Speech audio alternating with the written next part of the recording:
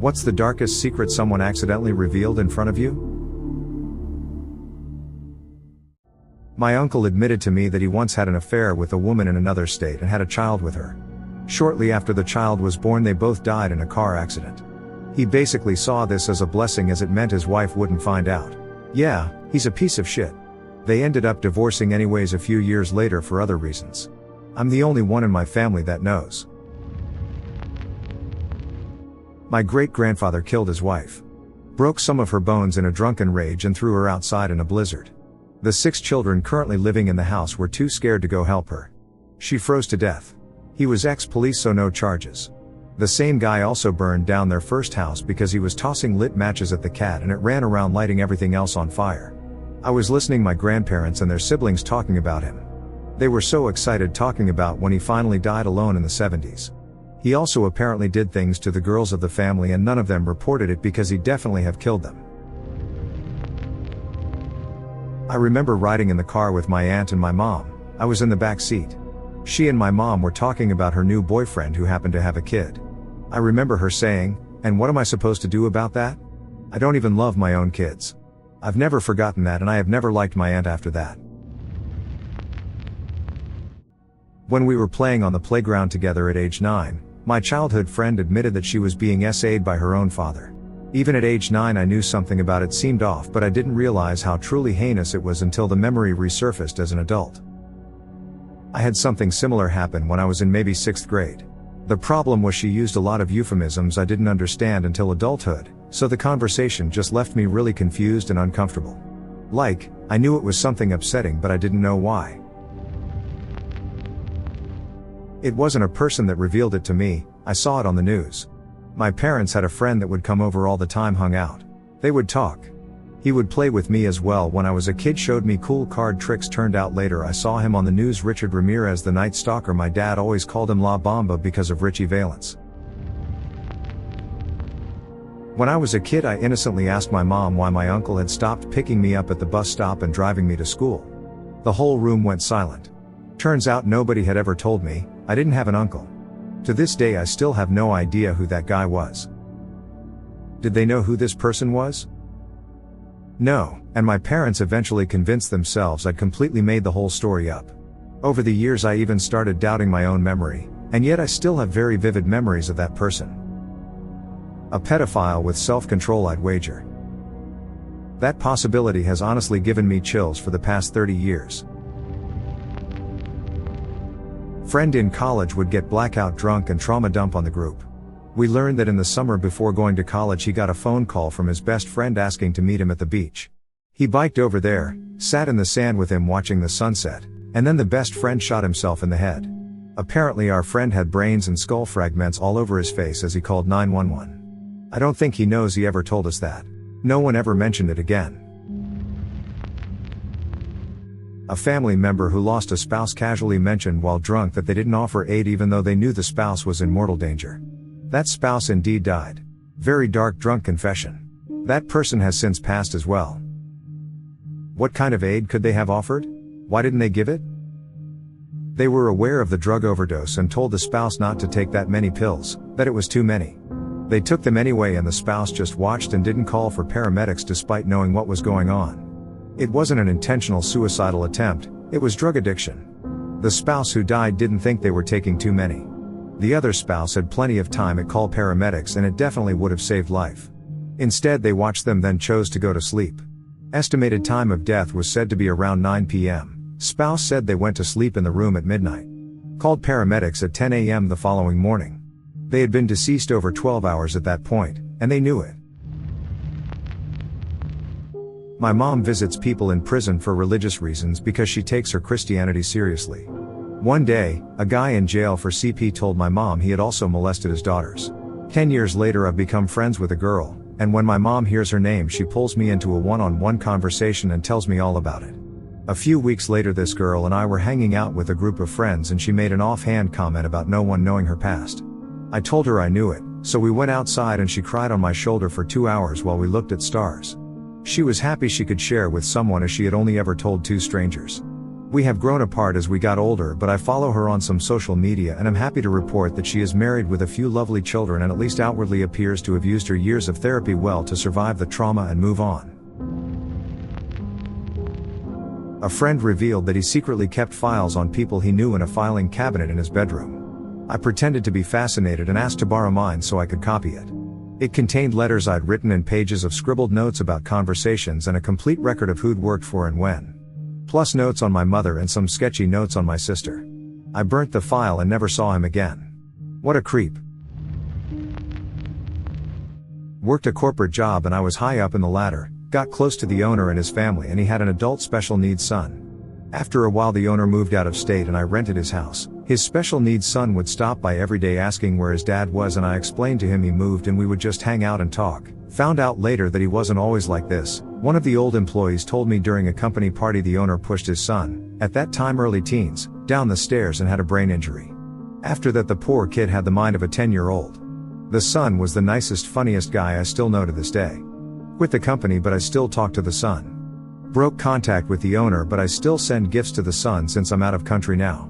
Breaks my heart that asshat of an owner barely talks to his son. When my great-aunt died we found a letter from her confessing the premeditated murder of her husband. He was a violent alcoholic and she admitted to stabbing him with a kitchen knife, but she claimed self-defense. As he had a record of beating her and others, it was easily accepted by the court in the 60s when it happened. But nope, not self-defense, she planned it down to the last detail and got away with it. One of the secretaries in the regional office of my employer is an old friend of my mother. She's also the archenemy of the other secretary in that office.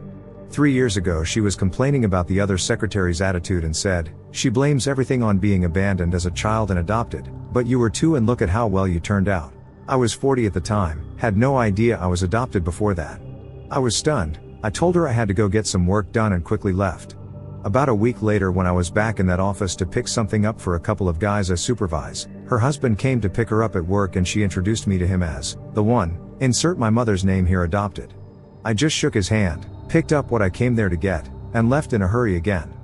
I haven't brought it up to anyone in my family at all, partially because I'm hoping it's just not true and partially because I don't think it would make any real difference now at 43.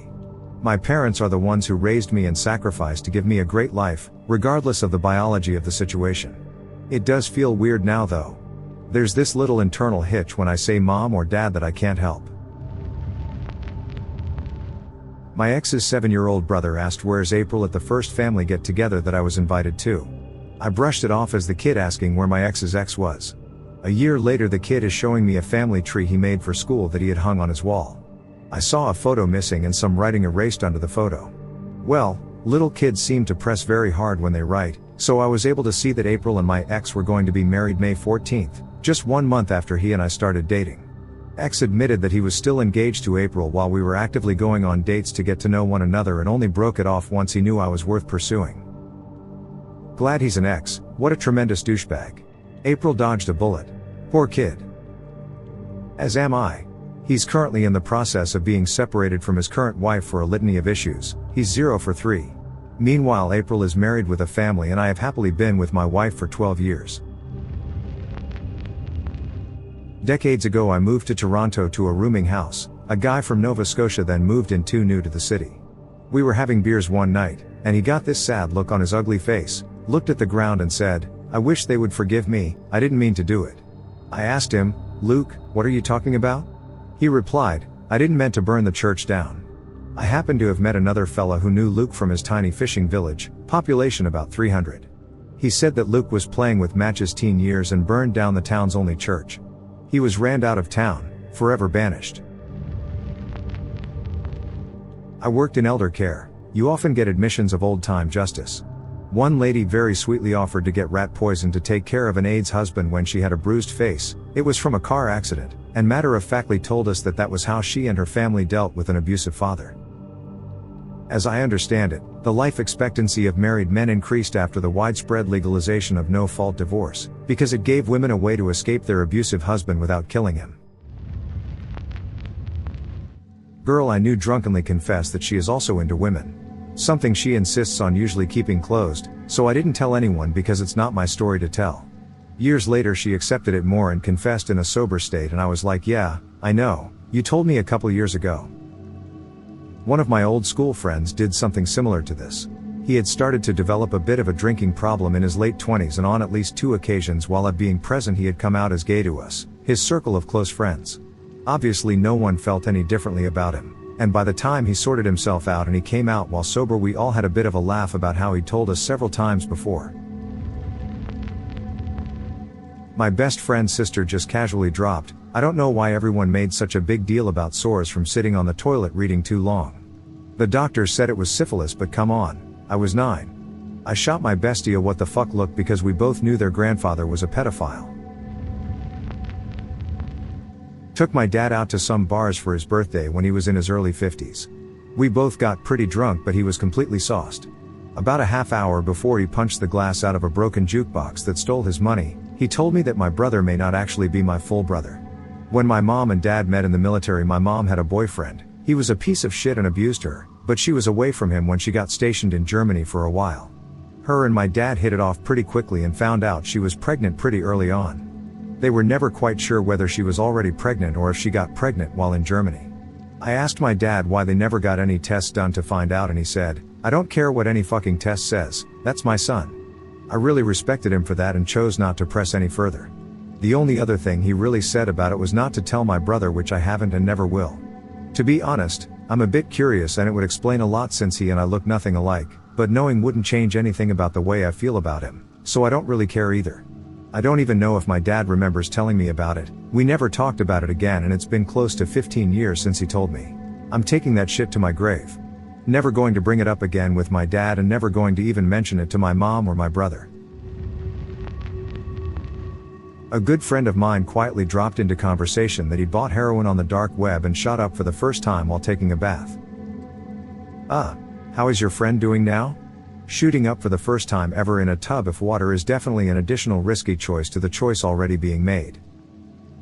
Yeah, I was completely blindsided by it to the point that I can't recall even asking, "What the fuck?" and interrogating what was going on with him at that point, which was years ago now. He's in a much better place now, figuratively and literally. He and his partner have just had a baby and he's very happy. I guess not an accident, but not once, but twice I had 2 different best friends tell me they were having an affair while their wives just had newborn babies. Not just random cheating, but full-on separate life affairs. What is even more insane is I am the type of guy that if someone says, "Want to hear a secret?" I say no. If they say, "Promise not to tell anyone," but I cut them off and tell them I am not interested. I hate secrets, gossip, all of it. Not interested, ever. Why they chose to tell me with zero warning, both time trapped in the car with them too. Gross shit. These were my absolute best friends at the time, not friends with either of them after that.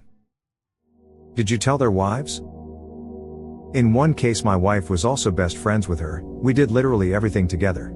I told my wife, she told his wife. The other left his wife before I even had a chance, with the baby and his 2 other kids, and immediately got the new one pregnant. And last I heard he left her too with the baby, and that was many years ago. No idea where he is and don't care. My 8th grade friend once told me she had herpes and she got it from her uncle. She had thrown up on the bus and I was in the bathroom helping her clean up, and she told me because she was worried I could get it from the germs in her vomit.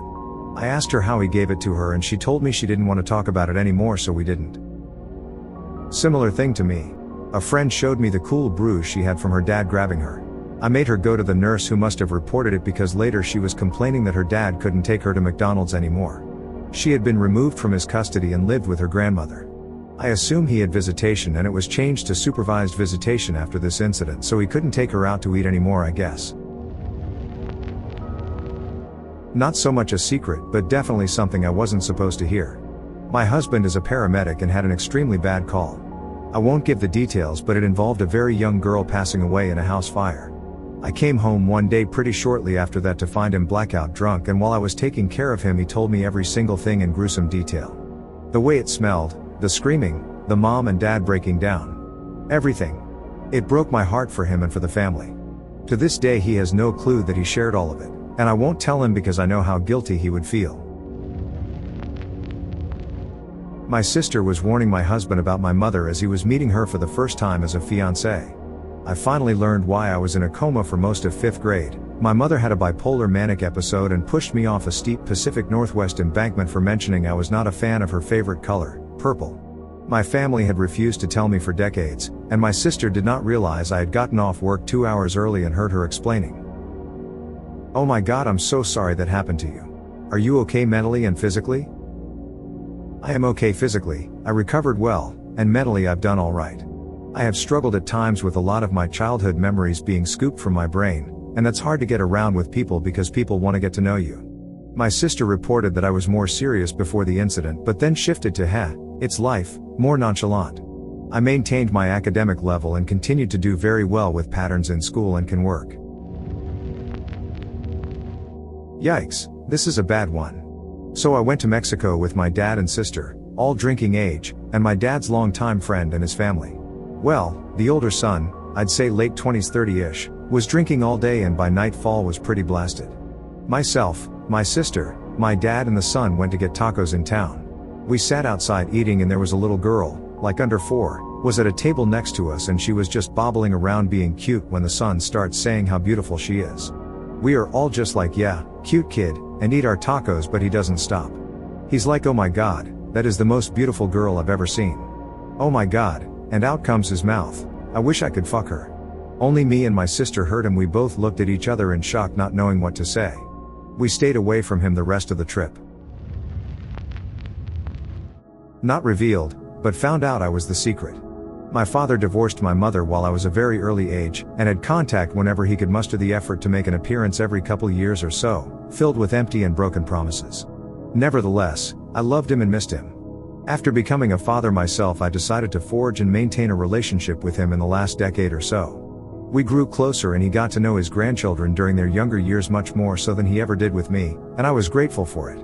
For them. I got news my father passed from his neighbor. On quietly attending his funeral, the family were absolutely shocked and blindsided that I was his son, 40, and by how uncannily similar we were in looks. I had no idea my father had 9 brothers and sisters, or that I had 3 sisters and 3 brothers, one of which had already passed. Nobody knows why I was kept a secret from them or they from me, but my children now have an amazing new branch of the family tree to climb, explore and cherish. My friend in grade school told me that her parents were getting divorced, and when she was with her dad he always made comments like how much she looked like her mom and that he made her feel like he was trying to use her to replace her mom. I told my mom, and after that I remember my friend said that the school counselor started checking in with her and that her visits with her dad became supervised, so I assumed it was taken care of by my mom. 30-some years later it came up in family conversation and my mom didn't even remember me telling her, let alone reporting it to the school, so that means my mom heard that story from me about my friend and brushed it off. Thank goodness my friend apparently reached out to someone else who took it seriously. My stepdad was the youngest of 9 kids and the oldest one was his sister, who was 20 years older than he was. My stepdad was born in 1936, so his sister was born in 1916. She was a school teacher and she never married. I think at that time that wasn't uncommon for a school teacher to remain unmarried and dedicate her life to her career, the old spinster schoolmarm trope as it was. I think she started teaching sometime in the 30s and then retired in the 70s, probably around the time my stepdad met my mom. Anyway, flash forward to 1983 when I was about 19, she stopped by the house when I was there alone. We sat in the kitchen and drank coffee and chatted, and then out of the blue she confessed to me why she never married and had kids. When she was 14 she was babysitting for a local family, and after the parents came home the father offered to drive her home. Except he didn't drive her home. He parked inside a barn of a local farm, dragged her inside, and raped her. She started to cry as she told me. She said she'd kept the secret inside since 1930 when it happened and she never told a soul. She never told the police, or her family, or anyone. It just ate at her for the 53 years since it had happened, she just kept it locked in. She begged me not to tell my stepdad or my mom or anyone in the family. She said that since she was a teacher it was kind of a good cover when she never married or had a family. People just chalked it up to the way people viewed her job back then, but the real reason was the trauma she suffered. She never really had a boyfriend or any kind of romantic life because of the attack. I kept her secret even after she died in 1998 at 82. My stepdad, being the youngest of the 9 siblings, died at 86 in 2022 and I never told him. As I promised her, I never told a soul.